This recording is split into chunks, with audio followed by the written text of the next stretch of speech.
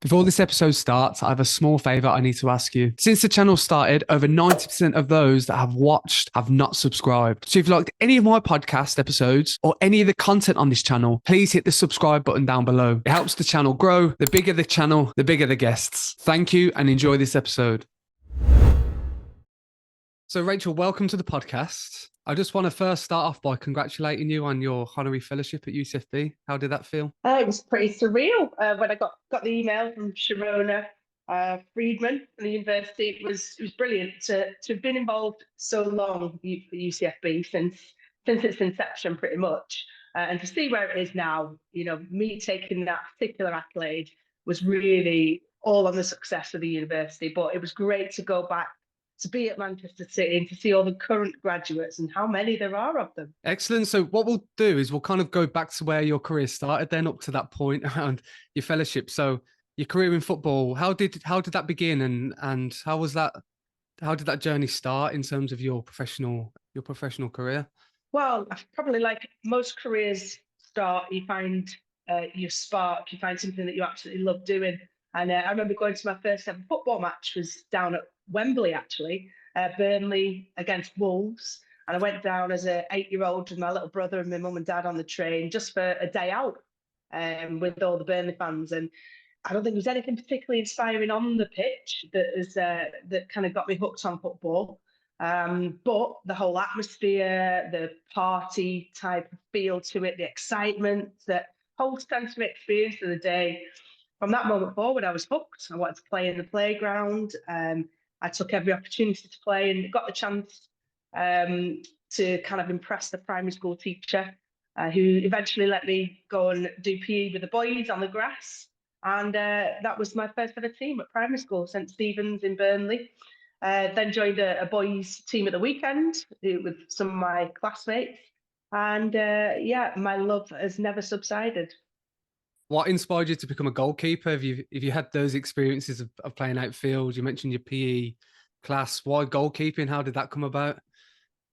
Well, I genuinely think you are like destined to be a goalkeeper. You're born to be a goalkeeper because the mindset that you've got to that you don't adopt it because it's part of you, but that general lack of fear, that lack of kind of self-preservation and from a physical kind of aspect, uh, I've come to realize since I finished football that not everyone has that.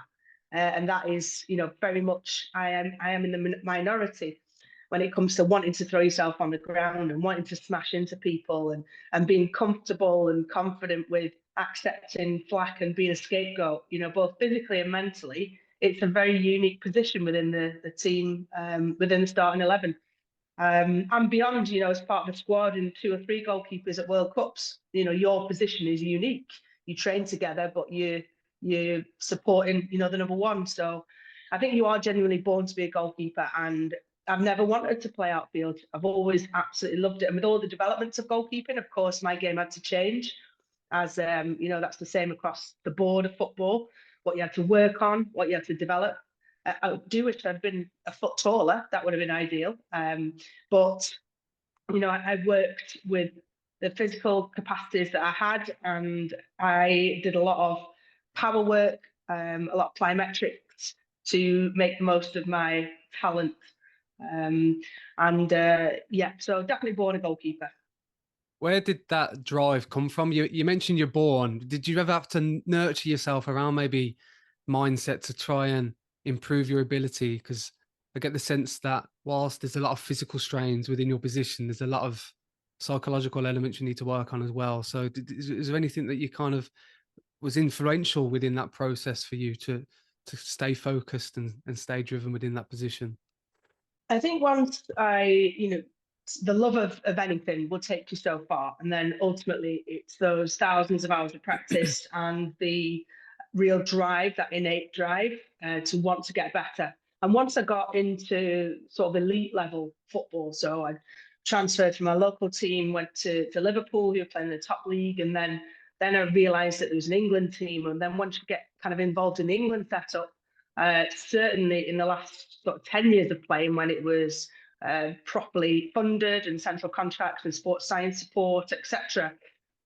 you recognise where those marginal gains can come from, because you're an international athlete at that point, an elite athlete. And so the kind of the gains that you can make were in unexplored areas, previously unexplored areas.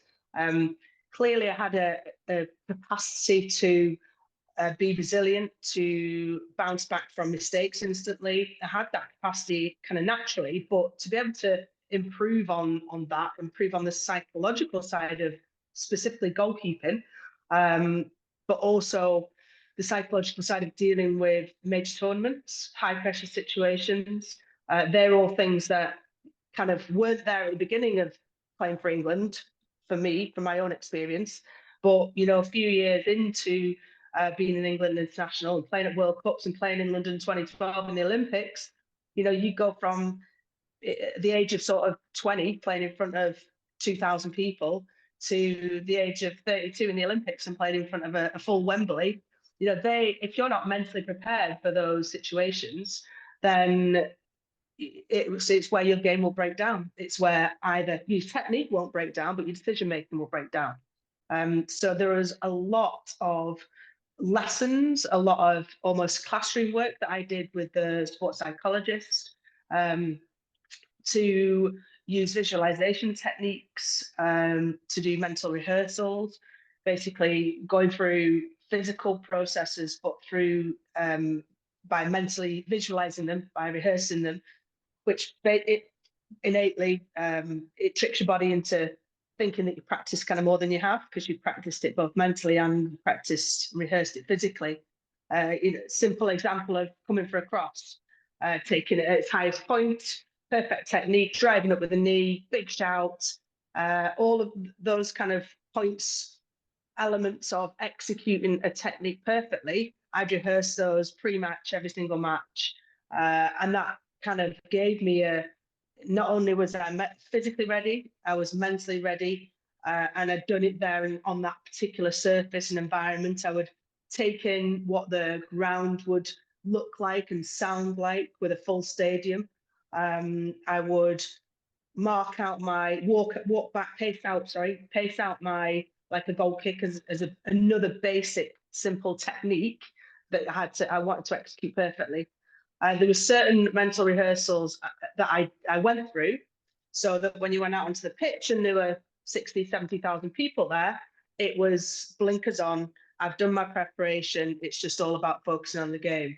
So, and the games that were made in probably my mid-20s onwards were all about dealing with pressure, dealing with what was now a professional sport. We were under the spotlight, and also dealing with international competitions, and being able to execute at the very, very top level.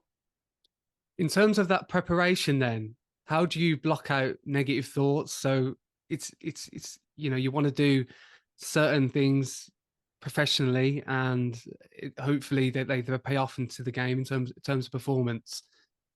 I'm sure that there's some process there where negative thoughts might creep in. Human nature. Did you have any strategies in terms of maybe blocking out that and trying to focus on the positives and the outcomes of what you're trying to visualize? Language was very important, and it still is to me nowadays. I don't mean bad language, whatever, but I mean positive language. So there's no point in negating a comment. You've got to say what you want to do. So now in most basic of examples, if I'm shouting at my kids to stop, like don't run or don't cross the road, that's a negative, and then the action I want. I would say, wait, stop.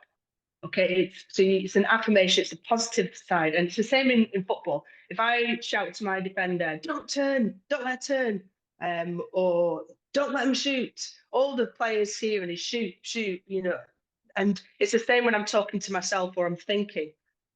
I'm always thinking what I want to do. I never think what I don't want to do. So always thinking in the positive. And that didn't just happen overnight. It was restructuring what your common thoughts, what are those kind of trigger feelings and sentences that come into your head that trigger those kind of negative outcomes. So what they are, you need to retrain your brain. I read quite a bit about neurolinguistic programming, and it's like retraining, rehardwiring your brain. So thought processes, A plus B doesn't always equal C. If A plus B equals C, but you actually want it to be D, but you've thought A plus B equals C for 10 years, all right, how do you actually change what the outcome of A plus B is? And it's a series of unpicking, retraining your brain. So there's a lot of work went into that, but I tell you, it was the most positive and kind of from a performance level, but also now I've recognized how empowering that thought process is, and being conscious of those steps of why you think a certain thought, or why you do a certain action, that now I can apply that learning and that knowledge to lots of different situations. So yeah, that was a language thought processes were really, really, really kind of probably almost like not the final part, but really underpinned a lot, because it underpinned all my communication to my players. It underpinned how I dealt with what's just happened. So what's just happened is something that is out of my control, because it's, I've just let a goal in. Okay, can't do anything about it right now. So right now it's got to be clean slate, reset, almost pressing a reset button, and like think about in the present. So the language thing was one thing. Mindfulness and being in the present is very much so important in football, certainly for a goalkeeper. You make a brilliant save, tip it over the bar. All right, that's great, but that's gone. You're on for a corner. If you're still internally or externally celebrating whilst they're setting up for a corner, you're going to be prone to make an error on that corner.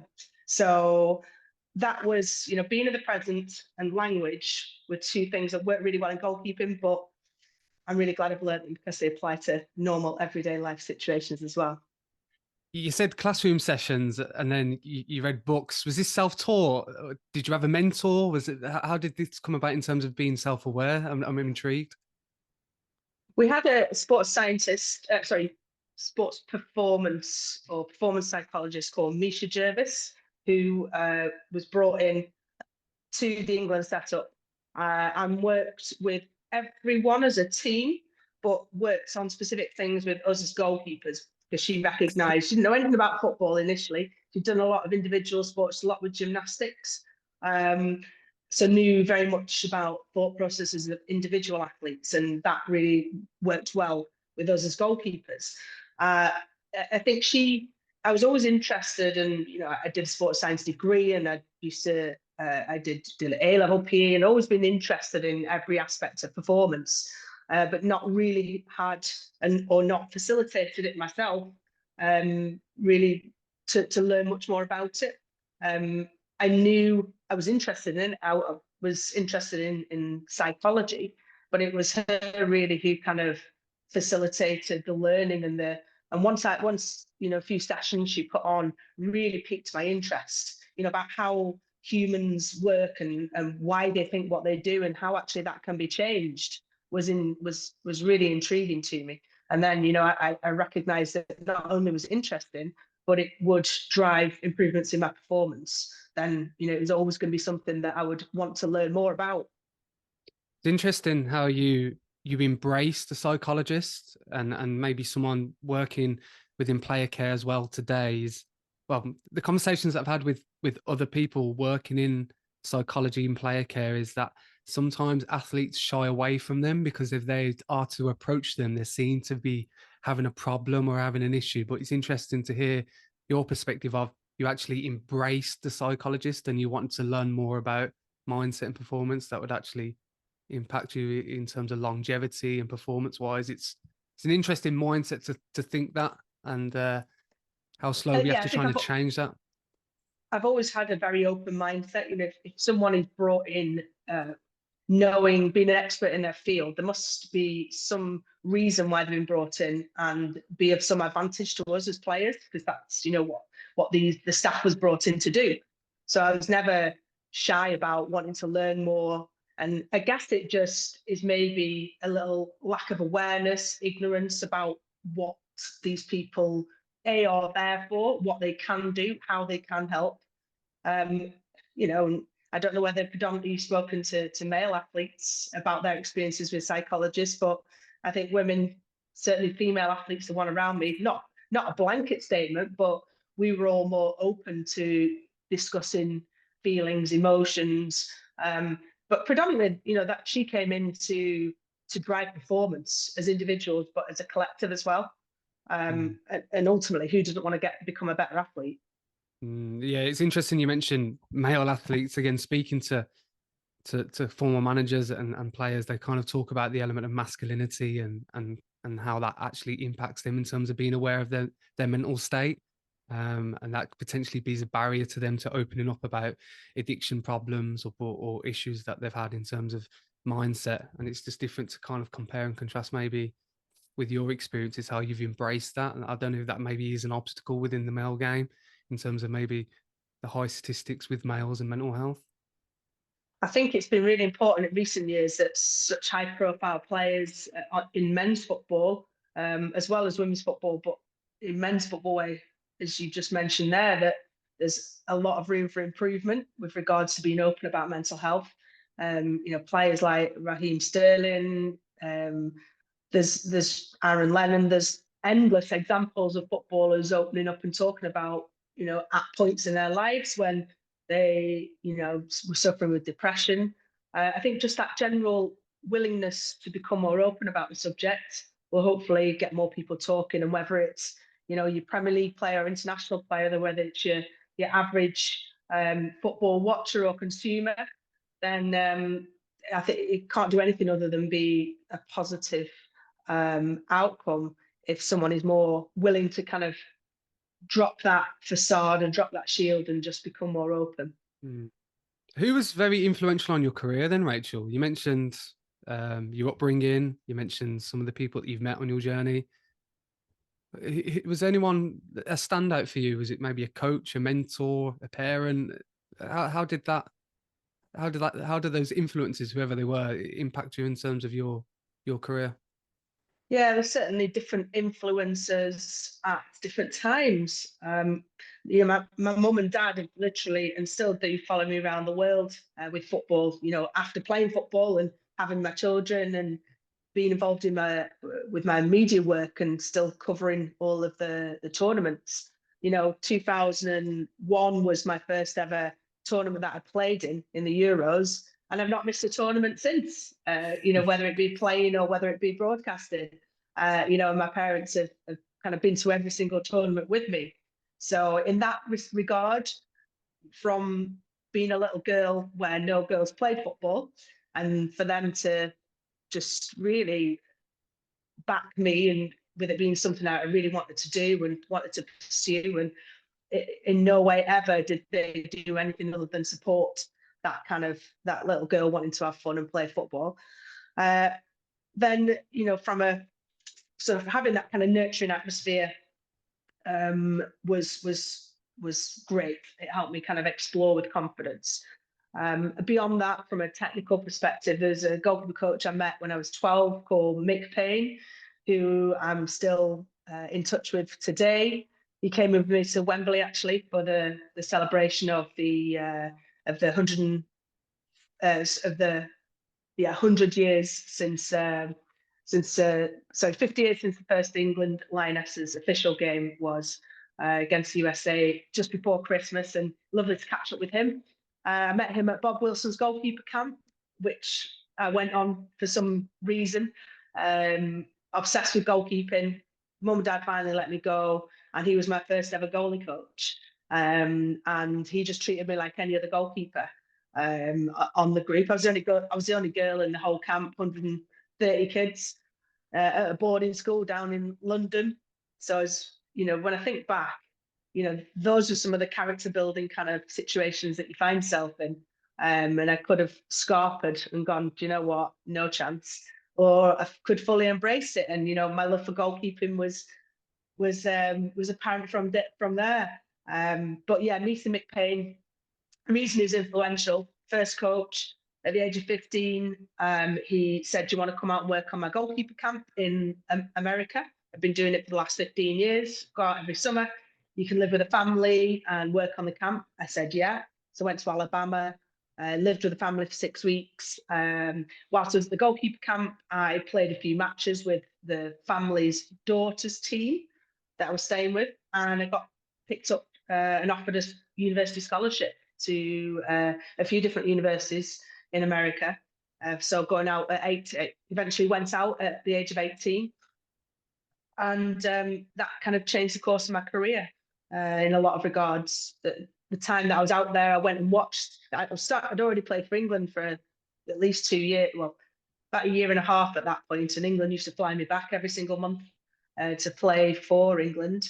But I remember watching the World Cup final over there, the Women's World Cup final. And, I was playing for England and we'd play at, I don't know, say like Dagenham or, Gillingham in front of, 1,500 people. And we weren't very good, simple as that. And I went to watch the Women's World Cup final in '99, and it was 90,000 people. It was on the front page of every newspaper. It was on the equivalent of Sky Sports and channels. Everyone was talking about it. They won the World Cup. I was like, bloody hell, these are like my peers, or should be my peers, these US Women's National Team players. Yet it seems so far removed from what we were doing.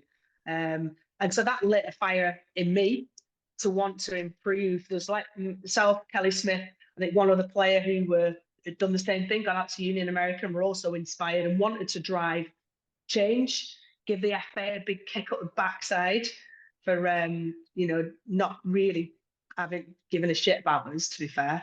And so we kind of really took that impetus of where we wanted to be was there, where the US Women's National Team were, and where we were was absolutely miles off. So so Mick Payne, long story, but when I reflect on turning points and people who met who've changed my life, he's definitely one of them. Was that ever a challenge for you in terms of trying to make it as a footballer, and perceptions and people's stereotypical nature around football and what football should be? No, genuinely wasn't. I mean, it's only when I reflect about the lack of opportunity, possibly, as in no girls' teams. I had to join the women's team at the age of 12 because there was no girls' teams. That I think, oh, well, that's pretty, unfair and unbalanced. But I was always just Rach played football. Wasn't Rach the girl who played football. For me, it was just something. And even chatting to like school friends now from a million years ago when I was at secondary school, they were like, "Oh, you just Rachel played football," and so I don't think, because that's just what I did. I don't really ever remember. I remember one incident at primary school where some parents on the sideline and one of the lads gave me a kick, which I still have a scar on my quad from that. But I remember the parents sort of saying something about me being a girl. But also if you're a goalkeeper and become an elite level athlete, you can't give two monkeys what people say about you. You've got to focus on what you can do, not what you can't do. And you've got to control the controllables. And, that was something that was out of my control, what people thought and did and said about it. And I kind of hold that sort of mentality right now as well, in the same capacity that social media can affect, like me as a broadcaster now as a pundit, having my opinion. Control the controllables is a very powerful mantra if you can actually execute that. But no, growing up and then also actually moving into the industry, that when I started, 8 years ago, in the broadcast industry, very male dominated. I think I was one of the first ones, me and Sue Smith, I think we're one of the first, visible faces on TV, kind of infiltrating a male dominated industry. And again, I had to I was conscious of what they might think, of what viewers might think, of what the perception might be, because of how people had consumed football for forever, was watching it and hearing it with male faces and voices. So, I was going to be ready for some sort of rejection, some sort of reaction, certainly. But I think the way that I conducted myself in preparing and being aware of that um, has meant that if there's been any backlash or negative talk, it's been about me as, you know, if I've, well, I haven't ever not prepared for a game, so I think that's kind of helped with that. And so going back to saying about social media and perception, I have very little purchase in social media, and that's kind of purposeful, and it works for me. Just on comparison to the male game, did you ever during your career did you ever a sense of frustration because of the luxuries of the English national team, for example, in terms of men and the commercialization of football and in terms of the male game in comparison to maybe the women's game when you played? I remember hearing you talk about you had to kind of potentially find other employment whilst playing around football, and that kind of balance does well. In your eyes, it probably made you a little bit more resilient to kind of pursue a career and see success within football. Did you ever feel frustrated, a little bit annoyed that there was a lot of luxury in the male game, but not as much within the female game, and how that's slowly changing to some extent? Uh, I don't think we ever compared ourselves to male players, with regards to, oh, I'd love that Bugatti, or I'd love that, you know, Yeah. £5 million house. But the frustrations, I definitely felt some frustration within the FA early on, when there was seemed to be real reluctance to change and develop and to harness women's football, because it wasn't just us that it was impacting, you know, our future generations, our future families, all young girls who wanted to play football. As I kind of made reference to, a lot of us had experience playing in America at this point, and you were fully professional out there, and they were treated very, very differently, the sports as a whole. So, you know, the early frustrations have been, you know, going to England camps, and the training kit was old men's training kit. You know, women's kits just didn't exist, but we'd get like mismatched Umbro shorts. We basically looked like a bag of rags going out and training. You felt a huge amount of pride going out and playing for England, but you didn't necessarily feel part of Team England. You know, Team England is this phrase now that is coined and is justified with it. You feeling united and feeling a part of being, you know, a representative team for England. That didn't feel the case early on. You know, when I first joined the team, as an example. And so I think they were the frustrations. They weren't comparative frustrations to, certainly to men's football. They were more comparisons to what other countries were doing with their women's teams and where they were going. And we knew how talented we were as individuals, but we worked full time and trained twice a week. You know, that got better, and we worked full time and trained 5 times a week. And then got to the point where we got central contracts, which was a huge coup, a huge kind of, it made, you meant you were a professional athlete then. And I think I was about 24 or 25 when that happened. I've been playing for England for, you know, 7, 8 years at that point. But I'd always worked or been a student, and I continued to work because, you know, that central contract was, I think, 16 grand or something. Wasn't something you could live off exclusively. I was a teacher, so I worked alongside. I did my training alongside that, but it was great. We did love talking about comparisons, the comparison of the before and the after. So when we got in Hope Powell as our first ever full-time manager, she demanded change. You know, that was put on us, but it was put on the infrastructure, the FA, what they needed to provide us. And so incrementally, the team, the structure, the whole infrastructure of women's and girls football in the country fundamentally changed forever. And so seeing that change, almost it helped you let go of any resentment or frustration that you might have had in the past, because we were moving in the right direction.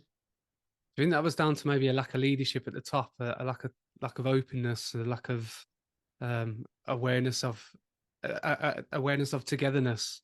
You mentioned the shorts end. I could imagine that being incredibly um, negative in terms of your experiences, in terms of you're playing under one national team and you're kind of seen as the women's team. You know, they're kind of that will do for them. If that makes sense. Oh, 100%. Yeah, well, it was basically all the decision makers at the top, and the FA have obviously rectified this since. We're about 70 were white and they were male.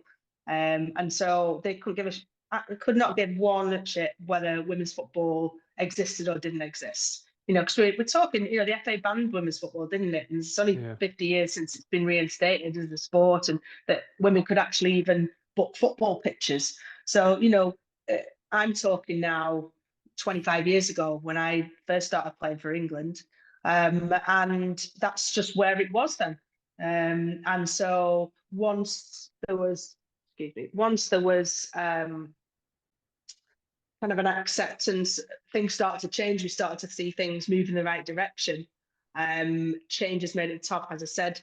Hope Powell being the first ever England coach, she's one who would never accept no as an answer, and she was a mover and shaker. And then the kind of the early 2 or 3 people who worked for women's football at the FA, who are still there now actually, are the ones, along with the players and along with the whole infrastructure, have really driven, that sensational change, from where it was then to where it is now, is remarkable.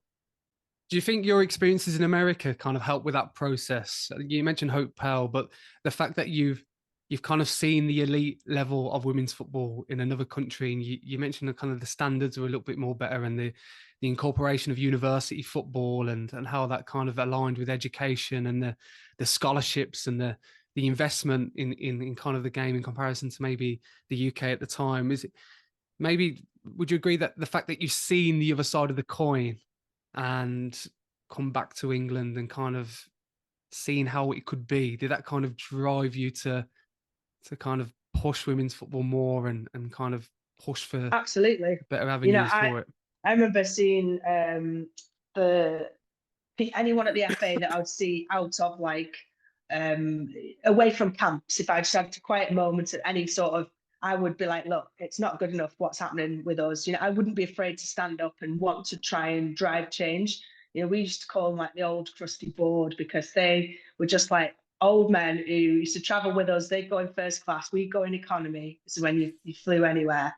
And they just wouldn't care about, they'd just go, up for the sort of free food and drink on a little jolly.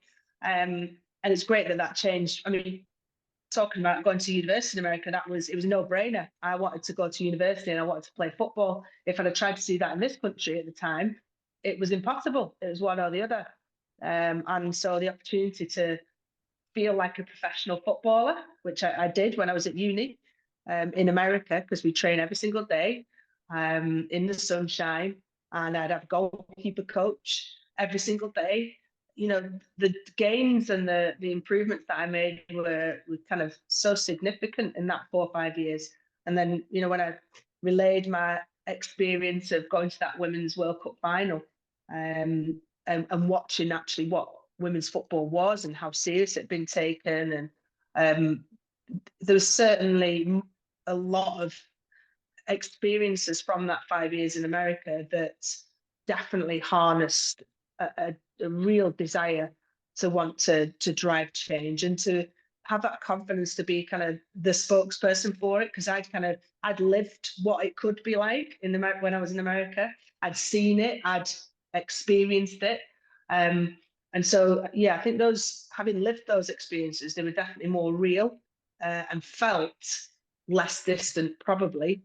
So, as in, they were achievable, is what I mean. And so, when something's kind of achievable, it's like, right, let's make it happen.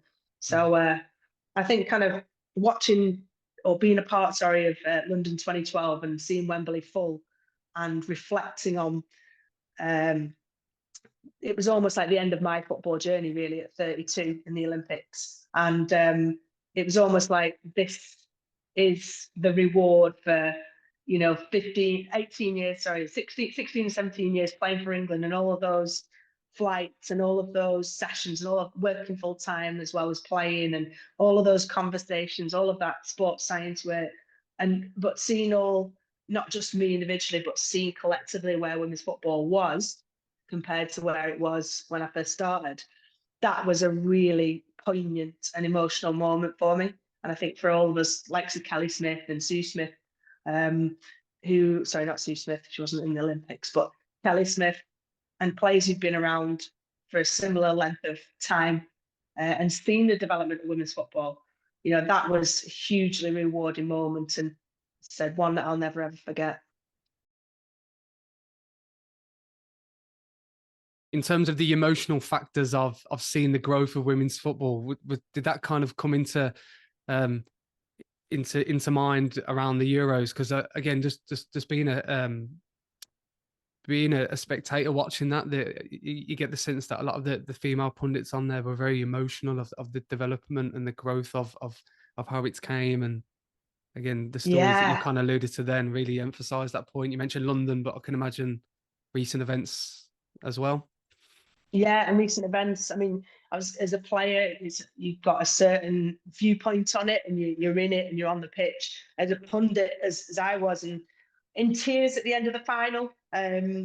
You're absolutely right. It was very emotional, and because we've had to care so much about our sport for so long, and to keep kind of hammering it home to, even being at the opening game at Old Trafford, front of 68,000 fans, and for me personally to be able to take my two children, to take some of my friends with me, friends who weren't bothered about football but have got young daughters who are now into football, who went and just had their eyes opened as to what women's football was about, and what certainly the Lionesses were about.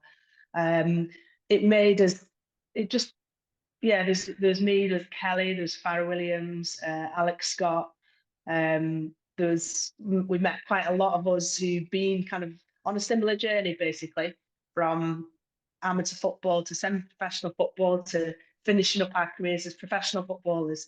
Then to see kind of the final bit really was that we were still yet to win anything, to lift a trophy, and for that to happen, it was unbelievable. I remember me and Farrah and Alex Scott all making snow angels out of the silver confetti on Wembley pitch long after the final whistle had blown on that final. So yeah, it was a moment to savour, and absolutely for the recognition of the transformation ultimately of women's football in this country.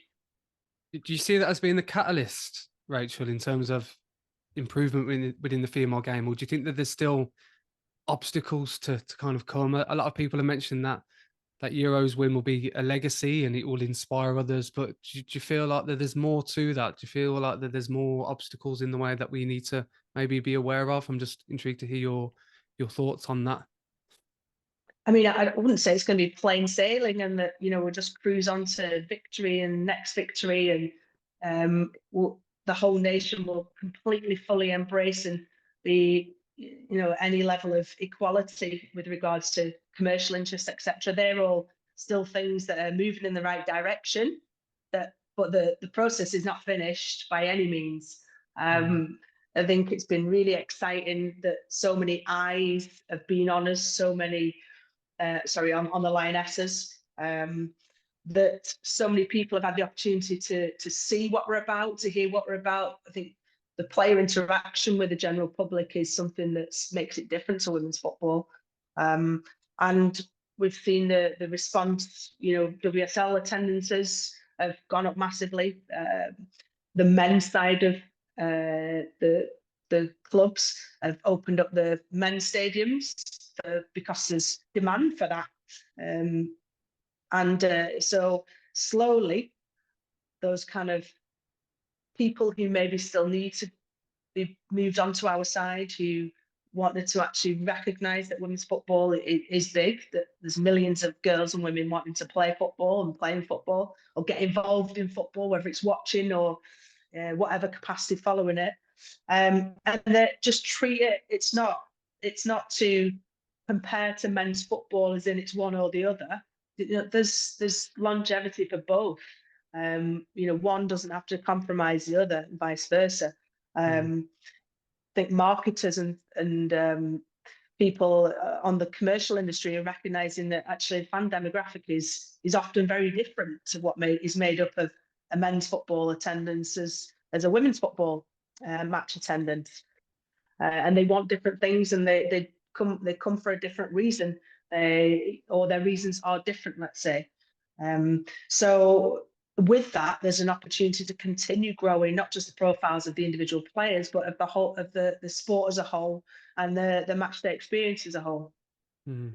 There's a lot of argument, and I was reading the other day that you mentioned commercialization, that there's too much football, especially from a men's perspective, and that can actually potentially impact female football as well, in terms of where games are seen on television and how they are commercialized. And again, that was an interesting one, really. I didn't really know what to make of that in terms of how that fits in terms of the commercial element. And there's Yeah. kind of there's just questions around that, and again, I'm just intrigued because it aligns with what you mentioned around kind of the commercial side. Well, I definitely think that the likes of FIFA and governing bodies, they're not thinking, oh, World Cup every year would be great just because it's really good to have so much football on.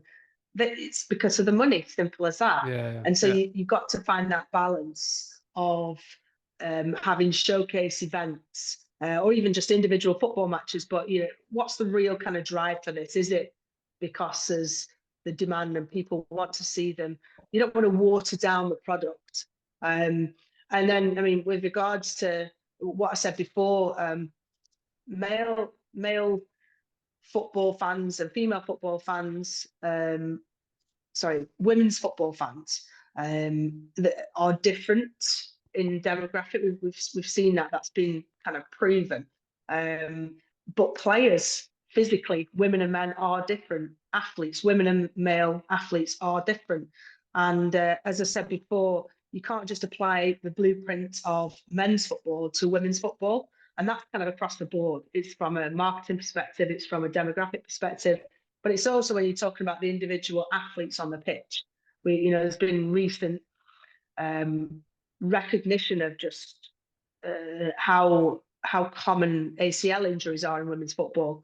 Well, that's because there's been any research really has been done on ACLs or has been done from a sports science point of view, predominantly in males. And it's the same, that kind of has a knock-on effect. Then all footwear is designed, football boots, for instance, football gloves, any kind of equipment is really designed for men. Fundamentally, there's with regards to the arch support and the how women move compared to men's bodies move. So that has there's lots of different reasons with the ACL injuries and the inequalities in football. And we're starting, I think now people are genuinely interested in women's football. These things are starting to come to the surface, and it's been quite intriguing actually. How some people, have become very vocal about these things, and how you think, well, I heard one. This sounds ridiculous. I know it's on a complete tangent, but all crash test dummies that are made in cars are for your average male height and weight and body composition. So if you're an average height and weight male, great. If you're an average height, you might survive a crash because all your seatbelts are made for them. Whereas if you're an average height and weight female, bad luck. I think it goes. Your point goes back to what you said earlier around people in influential positions, whether that's academics, whether that's leaders, whether that's football coaches, is that there has to be a bit of more of a inequality stance and how that is filtered down. It's thought provoking though, isn't it? Yeah, absolutely. Absolutely. Thinking, wow, yeah. Anyway, I So, digress.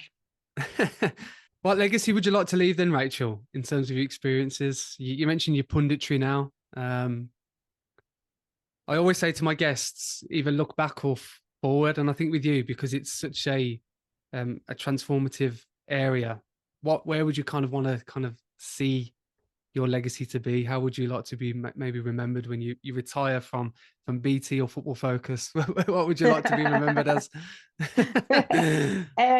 Well, I do love the fact that I can bring goalkeeping to the public. because for years and still now you get lazy or ill-informed pundit sex professionals who talk about goalkeeping, and it's just utter rubbish. So I would like to have left the legacy of on a serious note, being able to see now so many women be front facing in this industry of football, whether it's women's football, men's football, in football in general. I know that I've been a part of that kind of change, being one of the first ones in Vision to have done so, and to have, whether it be outwardly challenge the preconceptions or stereotypes of football coverage, or to have just done that kind of, underlying and being consistent week in, week out. And that therefore opening the door for other women and girls to see that it can be done, that it is possible to have a job in what was kind of an untouched industry for females prior to that. But also that seriously on the goalkeeping, I love goalkeeping. I'll always be a goalkeeper, even though, I can't get up after diving on the floor anymore. But being able to share kind of my passion and the insight of goalkeeping, as we talked at the outset of this podcast, as much as it is a technical, has a lot of technical elements to goalkeeping, the mindset side of it, I love sharing my insights on the mindset of performance. My husband's actually a caddy for a golfer, and we often talk about, preparation, because golf in itself is similar to a goalkeeper. And actually now I've become a part-time golfer as well. My mental game is definitely better than my actual game.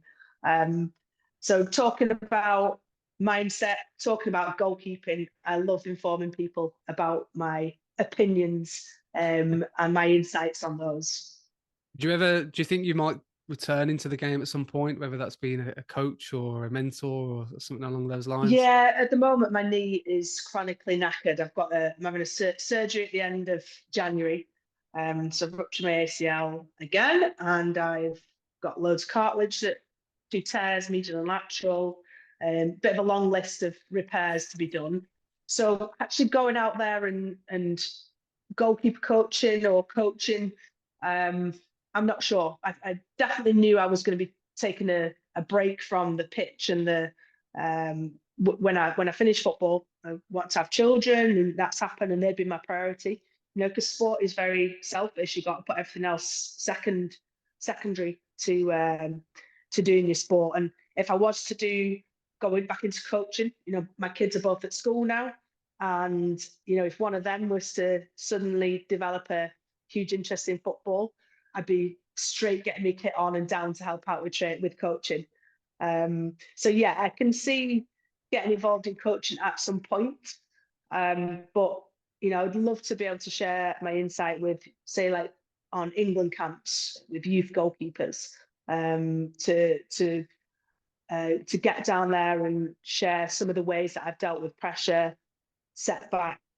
I'd love to kind of be able to give back, because the FA and the investment that eventually they did put into all of us, I'd like to be able to repay some of that.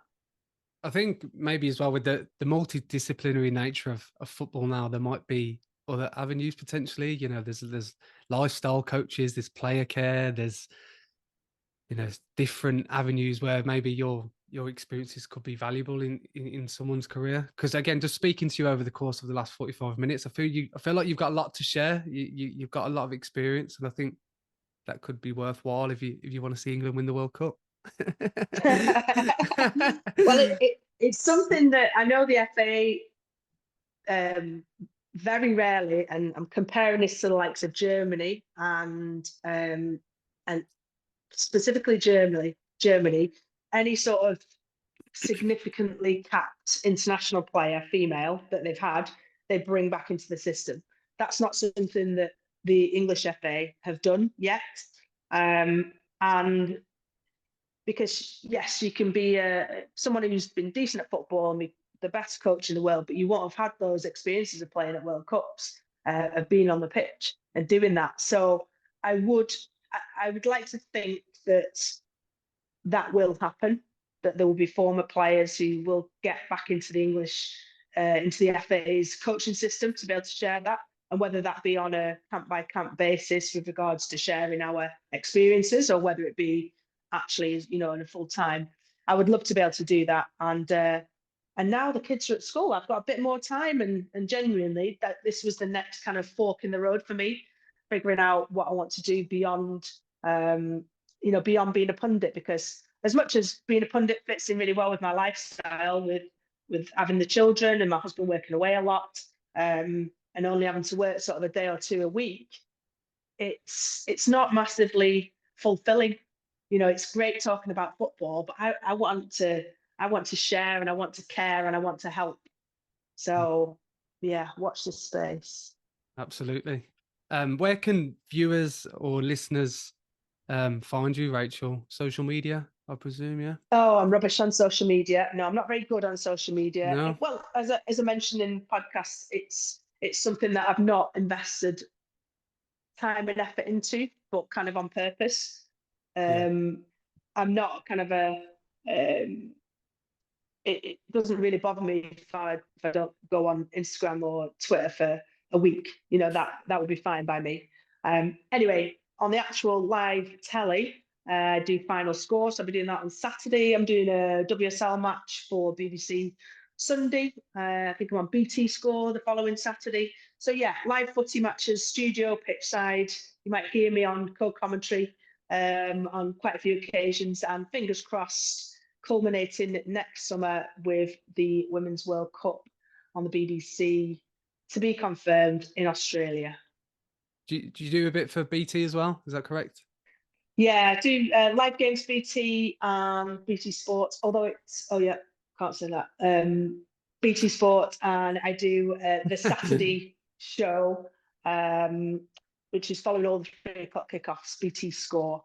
So I do alternate Saturdays between Final Score on the BBC and BT Score on BT Sport. Excellent. What we'll do is we'll put your social media accounts in the Yeah, description. I know you said you're a great. bit of a digital minimalist, but if anyone wants to maybe follow you and see where you're at, whether that's Oh yeah, coaching, leadership, then we can kind of get them to kind of find you there. great. That'd be lovely. Thank you very much. No, thank you for your time, Rachel. I've really enjoyed speaking to you, and good luck in the future. Thank you. Yeah, well, anytime, you've got my details now, so just feel free to get in touch. Thank you, Rachel.